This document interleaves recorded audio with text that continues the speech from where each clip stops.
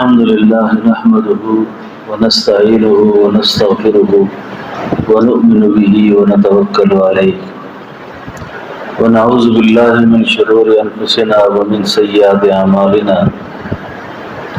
أما بعد فأعوذ بالله من الشيطان الرجيم بسم الله الرحمن الرحيم يا أيها الذين آمنوا اتقوا الله وكونوا مع الصادقين وقال تعالى ولا تكونوا كالذين نسوا الله فأنساهم أنفسهم أولئك هم الفاسقون آمنت بالله صدق الله مولانا العظيم إن الله وملائكته يصلون على النبي يا أيها الذين آمنوا صلوا عليه وسلموا تسليما اللهم صل على دروشی پڑھ لیں صاحب اللهم صل على روح محمد في الأرواح اللهم صل على جسد محمد في الأجساد اللهم صل على قبر محمد في القبور۔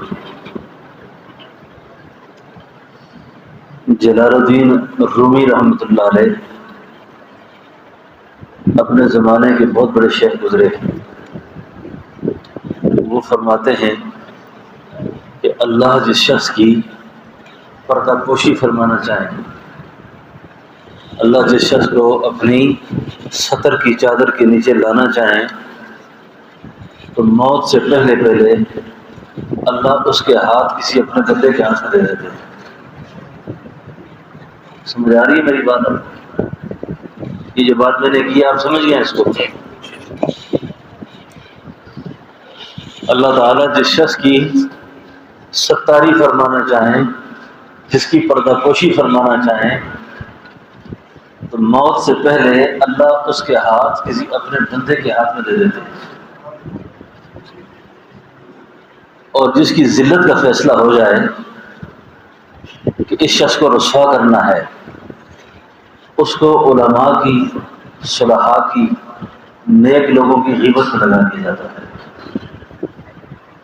کسی انسان کو اپنے بارے میں پتہ کرنا ہو کہ میں اس میں سے کس جماعت میں ہوں، تو وہ یہ دیکھے کہ وہ کن لوگوں کی غیبت کرتا ہے، کن لوگوں کے بارے میں اس کو بدگمانی پیدا ہوتی ہے، علماء کی، صلحاء کی، حفاظ کی۔ شاہ عبدالحق محدث دہلوی رحمۃ اللہ علیہ فرماتے ہیں کہ عام مسلمان کی غیبت بھی حرام ہے، چاہے وہ کتنا گناہ گار کیوں نہ ہو، لیکن کسی اللہ والے کی غیبت، کسی حافظ قرآن کی غیبت، کسی عالم دین کی غیبت ایسا ہے جیسے اس نے کسی زہر آلود گوشت کو منہ لگا دیا۔ گوشت اس کے ساتھ زہر لگا ہو نا تو وہ کھا کے بندہ بچ نہیں سکتا۔ تو قرآن کریم میں اللہ تعالیٰ فرماتے ہیں کہ یا ایھا الذین آمنوا اتقوا اللہ وکونوا مع الصادقین۔ علماء نے لکھا ہے کہ یہ جو فرمایا نا کونوا مع الصادقین، اس کا مطلب یہ ہے کہ قیامت تک اولیاء کاملین پیدا ہوتے رہیں گے۔ یہ بات نہیں ہے کہ جیسے شیطانی وسوسہ ہے اور جی اللہ والے کدھر ہیں، خانقاہیں کدھر ہیں، وہ تو غیر قبروں میں دفن ہو گئے ہیں، علم کتابوں میں رہ گیا ہے۔ یہ جو حالات کی باتیں ہیں، یہ جاہل لوگ ایسی بات کرتے ہیں۔ اس آیت مبارکہ کو خلیفہ ہارون الرشید قرآن کریم کی تلاوت کر رہے تھے، تو تلاوت کے دوران جب اس جگہ پر پہنچے نا، یا ایھا الذین آمنوا اتقوا اللہ، ڈرو اللہ سے اور اللہ کے پیاروں کے سنگ ہو جاؤ، سچوں کی سنگت اختیار کرو۔ تو خلیفہ اپنے وزیر سے کہنے لگے، یہ آیت مبارکہ کہہ رہی ہے کہ کسی اللہ کے بندے کے سنگ ہو جاؤ، تو میں کسی اللہ کے بندے کی سنگت اختیار کرنا چاہتا ہوں، میری کسی سے ملاقات کراؤ۔ کیونکہ جب قرآن کہہ رہا ہے اس کا مطلب یہ ہے کہ کوئی سچا موجود ہوگا۔ اس نے کہا حضرت بات یہ ہے کہ حج کا موسم ہے اور حضرت فضیل ابن عیاض رحمۃ اللہ علیہ مدینہ طیبہ آئے ہوئے ہیں، تو میں ان سے آپ کے لیے ملاقات کا وقت لینا چاہتا ہوں۔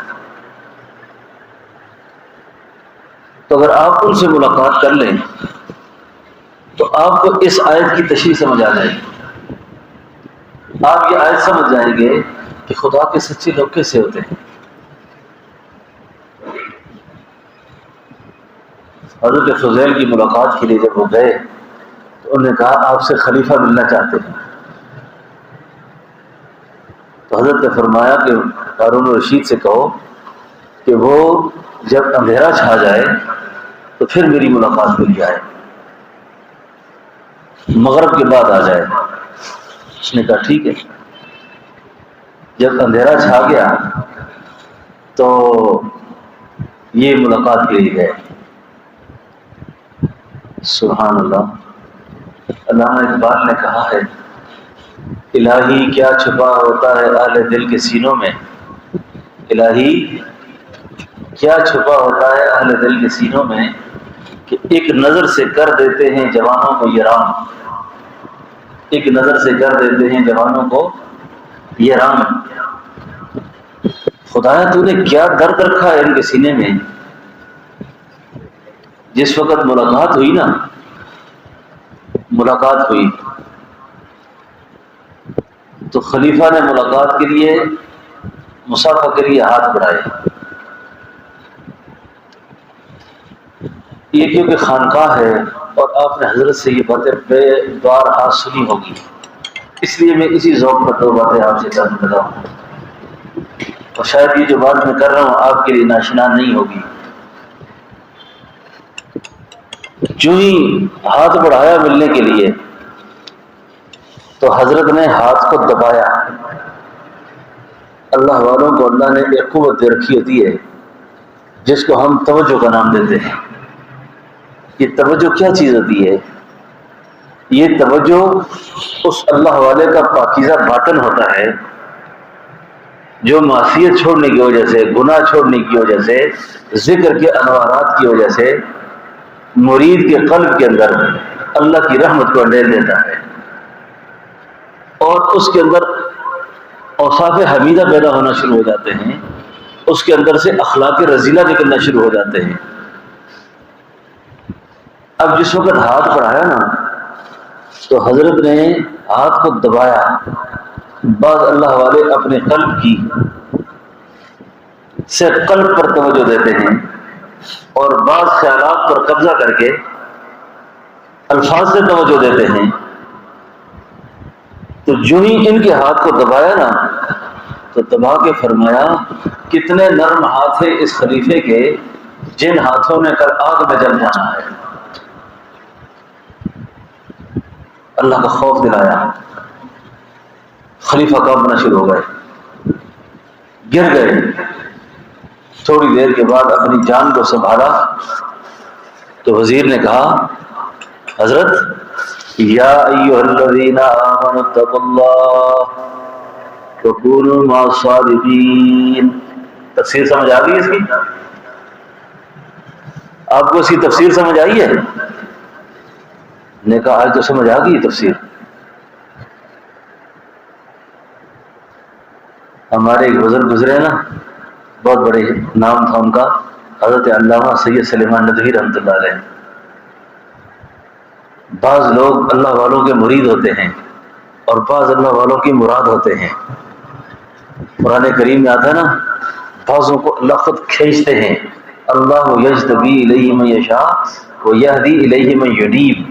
بعضوں کو اللہ کھینچ کے اپنے قریب کرتے ہیں۔ ایک مرید ہوتا ہے اور ایک مراد ہوتا ہے۔ حضرت علامہ سید سلیمان ندوی حضرت تھانوی کی مراد تھے۔ 20 سال لوگوں نے اصلاحی تعلق رکھا تربیت کے لیے، بیت کی بڑی بڑی درخواستیں کرتے رہے، لیکن لکھا ہے بعض بزرگوں نے کہ علامہ صاحب کے بارے میں حضرت کی خواہش تھی کہ یہ مجھ سے تعلق رکھے، مجھ سے تعلق رکھے یہ۔ تو ایک دن لکھنؤ میں خطاب تھا ان کا، لکھنؤ میں کس کا؟ علامہ سید سلیمان ندوی کا، تو حضرت تھانوی کو پتہ چلا کہ علامہ صاحب آ رہے ہیں لکھنؤ میں، تو حضرت تھانوی جو ہیں اپنی خانقاہ شریف سے لکھنؤ کے لیے روانہ ہو گئے۔ لکھنؤ روانہ ہو گئے۔ کسی نے پوچھا حضرت کیوں جا رہے ہیں لکھنؤ، خیریت ہے؟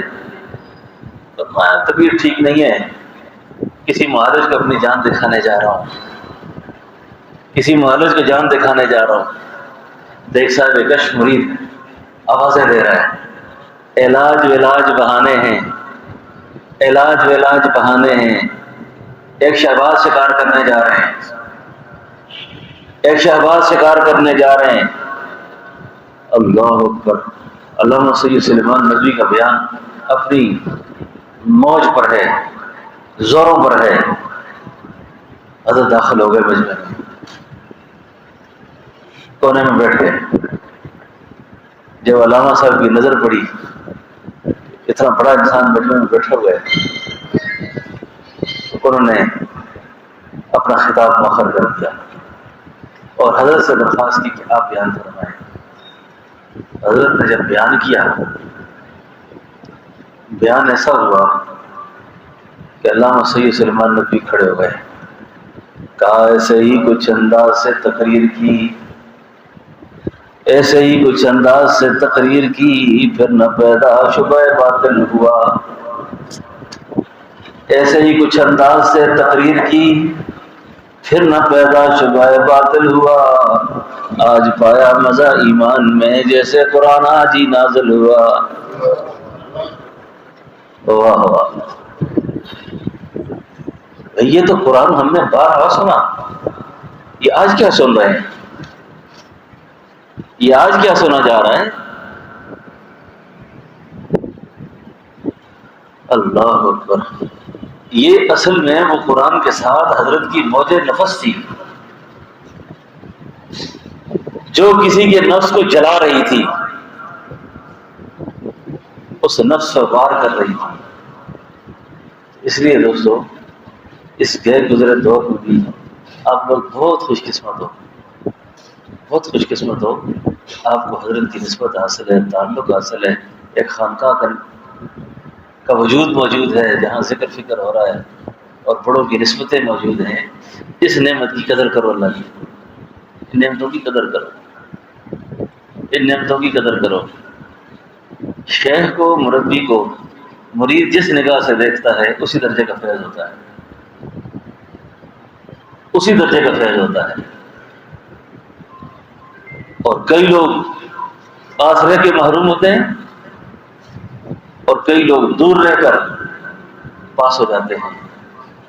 قریب رہ کر خاندان نبوت محروم رہا، دور رہ کر فارس سے آئے ہوئے سلیمان پاس ہو گیا، حبشے سے آئے ہوئے بلال پاس ہو گیا، قبیلہ غفار سے آئے ہوئے ابو ذر غفاری پاس ہو گئے، اور پاس رہنے والے یہ کیسے اللہ کے نبی ہیں، یہ تو بازار بھی جاتے ہیں، یہ تو بازار میں دیکھتا ہے ہم نے ان کو، یہ تو شادیاں کرتے ہیں، ان کی تو اولاد بھی ہے، یہ بھی کرتے ہیں، یہ بھی کرتے ہیں۔ تو ایک بات کا ذہن میں رکھنا، علماء پر، اللہ والوں پر، شیخ پر، بزرگوں پر کبھی اعتراض کی نگاہ نہ ڈالنا، کبھی بھی اعتراض کی نگاہ نہ ڈالنا، کبھی بھی تعویل کر دینا اگر کوئی بات سمجھ نہ آئے تو، تعویل کر دینا کوئی بات سمجھ نہ آئے تو۔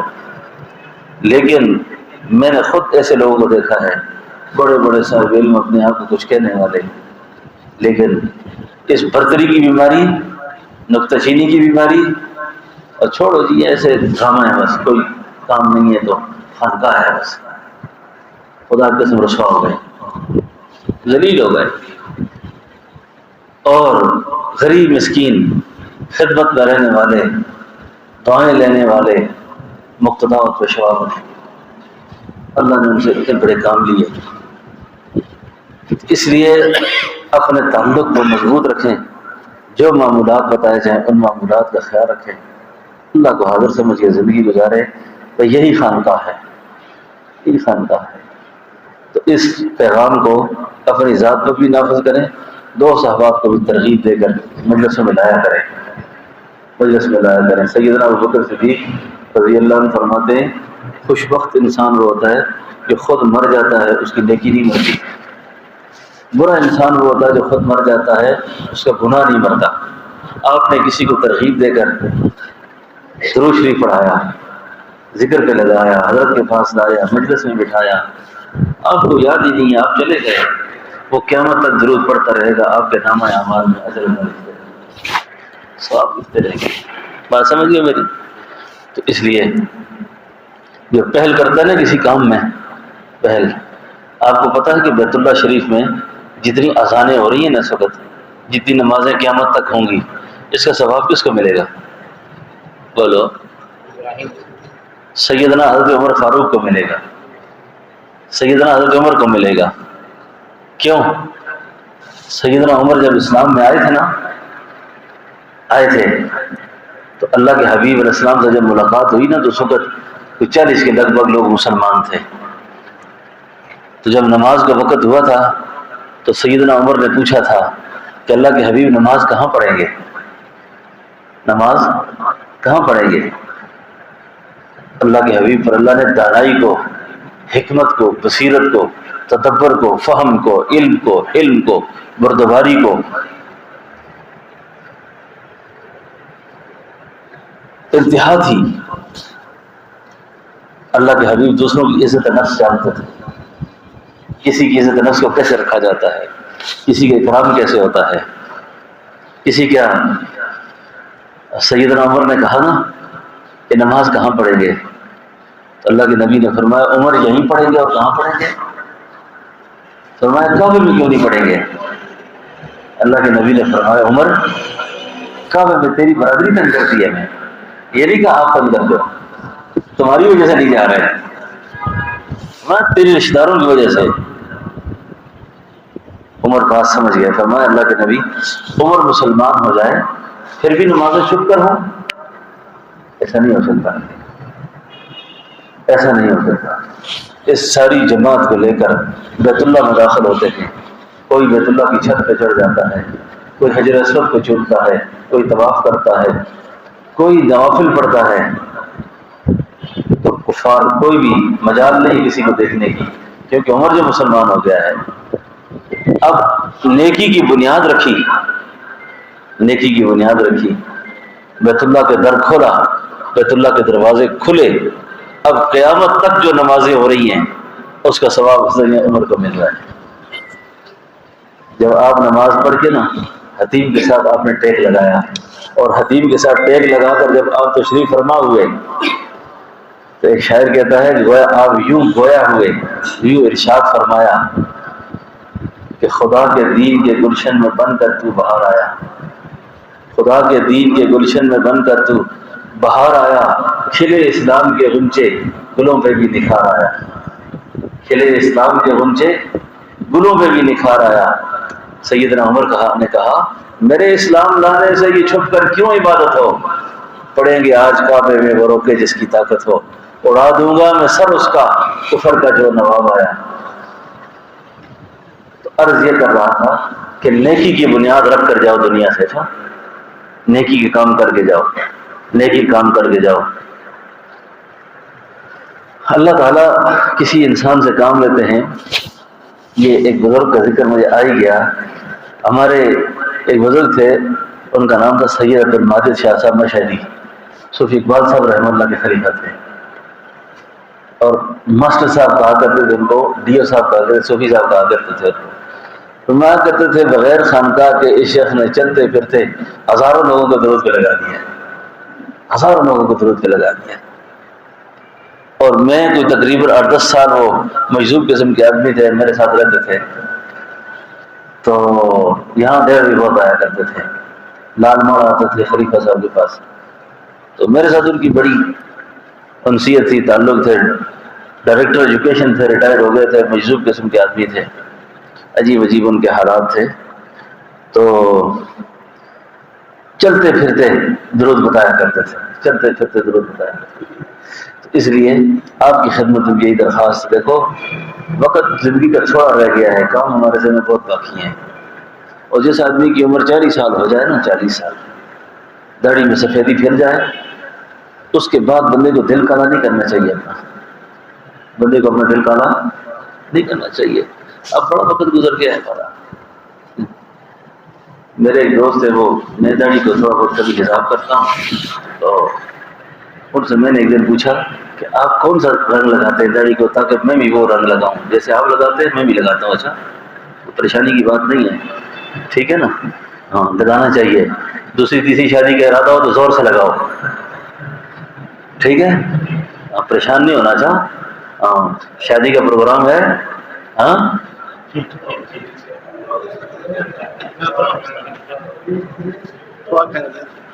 جو ہوپے جو سڑیا، ہاں سمجھ آئیے نا؟ تو میں نے ان سے کہا کہ مجھے آپ نے داڑھی کا رنگ بتایا لگانے کا، خود کیوں چھوڑ دیا آپ نے؟ اس نے مجھے بڑی عجیب بات کی، اس نے کہا حضرت بات یہ ہے اس لیے چھوڑا ہے تاکہ شیشے میں اپنے آپ کو دیکھ کے کہوں کہ اس سفید داڑھی کے ساتھ تو رنگ تو میں چھوڑ دوں، اب اس داڑھی کے ساتھ کم از کم دل کالا کرنا اچھا نہیں ہے، دل کالا کرنا اچھا نہیں ہے۔ اب عمر جب 40 سال ہو گئی ہے، اب 40 سال کی عمر کے بعد بندے کو سنجیدہ ہونا چاہیے۔ 40 سال عمر عزیز گزشت مزاج تو اظہار تفریح نہ گشت۔ شیخ سعدی کہتے ہیں کتنا زمانہ گزار لیا ابھی تک تو انسان نہیں بنا، یہ مناسب نہیں ہے، ٹھیک ہے نا؟ انشاءاللہ تو بس حضرت کی خدمت میں رہا کریں، جو مجلسیں جو آداب یہاں کے ہیں ان کو بجا لایا کریں، انشاءاللہ۔ آپ کو میں ایک اور بات بتاؤں، مجھے ایک آدمی کہنے لگا جی آپ یہ بزرگوں کی اتنی شان بیان کرتے ہیں، اتنے القابات دیتے ہیں، اتنا احترام کی باتیں کرتے ہیں۔ میں نے کہا یہ آزمائش بزرگ کی تیری تو نہیں ہے، یہ آزمائش کس کی ہے؟ بزرگوں کی ہے نا، آپ کی تو کوئی نہیں ہے نا۔ آپ بس عقیدت کی نظر سے ہمیں دیکھو، محبت کی نظر سے دیکھو، تم جو جس مقام پہ ہمیں دیکھتے ہو آزمائش ہماری ہے، ہمیں سے پورا اترتے ہی نہیں، تمہاری کوئی آزمائش نہیں ہے سر، تمہیں اس عقیدت کی وجہ سے اللہ جنت دیں گے۔ کیا خیال ہے آپ کا؟ آزمائش بزرگ کی ہے کہ آپ کی ہے؟ بزرگ کی ہے نا، آپ کی تو نہیں ہے۔ تو آپ کی آزمائش نہیں، آزمائش بزرگوں کی ہوتی ہے۔ آپ عقیدت احترام کے ساتھ تعلق رکھیں گے اور جس درجے کی عقیدت رکھیں گے اسی درجے کا فیض پائیں گے، اسی درجے کا فیض پائیں گے، ٹھیک ہے نا؟ تو بس انشاءاللہ کوشش کریں گے، بس معمولات آپ کو حضرت نے بتائے ہوں گے وہ کرتے رہا کریں۔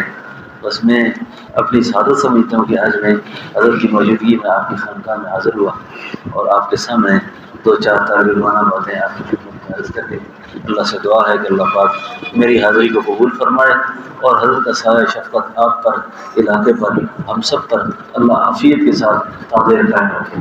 ربنا تقبل منا انك انت السميع العليم وتب علينا انك انت التواب الرحيم اللهم صل على روح محمد في الارواح اللهم صل على جسد محمد في الاجساد اللهم صل على قبر محمد في القبور۔ اللہ اس مرکز کو اور زیادہ آباد فرما، یا اللہ اس مرکز کو قبولیت نصیب فرما، محبوبیت نصیب فرما، برکت نصیب فرما، یا اللہ حضرت کا سایہ روحانی جسمانی صحت کے خزانوں کے ساتھ تادیر سلامت فرما، یا اللہ ہماری اس حاضری کو اپنی رضا میں قبول فرما، یا اللہ حضرت سے ہماری اس ملاقات کو، جن دوستوں سے اپنی ملاقات کو اللہ جنت میں اپنی ملاقات کا ذریعہ فرما۔ جتنی زندگی ہماری باقی رہ گئی ہے اللہ عافیت نصیب فرما، جب دنیا سے جا رہے ہوں خاتمہ ایمان پہ فرما۔ صلی اللہ تعالیٰ علی خیر خلقہ محمد و آلہ وسلم۔